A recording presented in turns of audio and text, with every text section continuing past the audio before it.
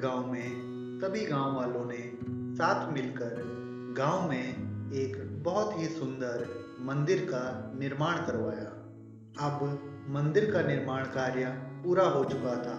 बस कमी थी तो सिर्फ एक सुंदर सी भगवान की प्रतिमा की। भगवान की मूर्ति बनवाने का कार्य गांव के लोगों ने पास ही के दूसरे गांव में रहने वाले एक मूर्तिकार को दिया था, जो कि बहुत सुंदर सुंदर मूर्तियां बनाता था। मूर्ति बनाने का काम मिलने के बाद वह मूर्तिकार मूर्ति बनाने के लिए जंगल से 2 पत्थर ले आया। उसने सोचा, यदि मूर्ति बनाते वक्त एक पत्थर टूट गया तो दूसरा काम आ जाएगा।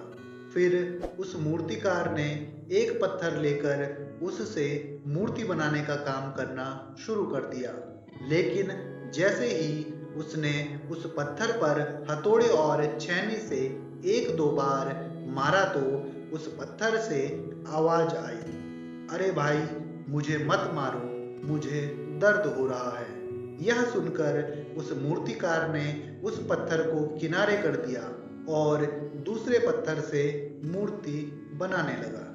दूसरे पत्थर ने ऐसा कुछ नहीं कहा और कुछ ही समय बाद मूर्तिकार ने उस पत्थर को भगवान की एक सुंदर सी प्रतिमा में बदल दिया।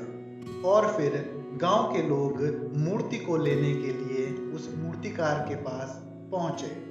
जब सरपंच जी भगवान की मूर्ति ले जा रहे थे तो उनकी नजर उस पत्थर पर पड़ी जिसे मूर्तिकार मूर्ति बनाने के लिए लेकर आया था, परंतु उस पत्थर से वह मूर्ति नहीं बना पाया था। सरपंच जी ने मूर्तिकार से कहा, भाई साहब, हमें मंदिर के बाहर नारियल फोड़ने के लिए एक पत्थर की आवश्यकता थी। क्या आप ये पत्थर जो यहाँ पर पड़ा हुआ है हमें दे सकते हैं क्या? उनकी बात सुनकर मूर्तिकार ने वह पत्थर उन्हें दे दिया। अब उन 2 पत्थरों में से जो मूर्तिकार मूर्ति बनाने के लिए लाया था, एक तो भगवान की प्रतिमा बन गया जिसकी लोग दिन रात पूजा करते थे, परंतु दूसरा मंदिर के बाहर नारियल फोड़ने के काम में इस्तेमाल होने लगा।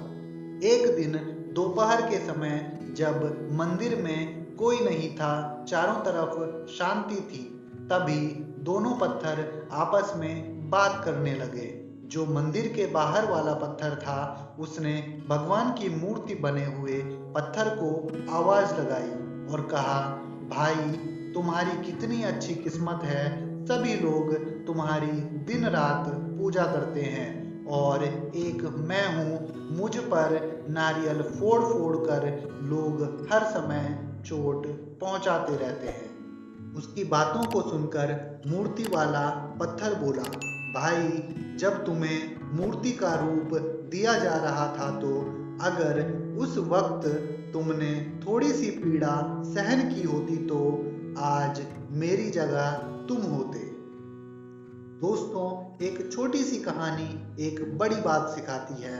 अक्सर दुनिया में बहुत से लोग अपने जीवन में कुछ नया काम करते वक्त होने वाले संघर्ष और परेशानियों को नहीं सह पाते हैं और जल्दी ही हार मान लेते हैं और उस काम को करना छोड़ देते हैं। इसका नतीजा ये निकलता है कि उस थोड़े से समय की परेशानियों, कठिनाइयों और मुश्किलों से बचने के चक्कर में व्यक्ति को फिर अपना सारा जीवन मुश्किलों और कठिनाइयों के साथ गुजारना पड़ता है। इसीलिए कहते हैं दोस्तों, अभी हमें थोड़ी मेहनत और लगन के साथ अपना हर काम करना चाहिए, जिससे कि हम भविष्य में आरामदायक तरीके से अपना जीवन जी सकें।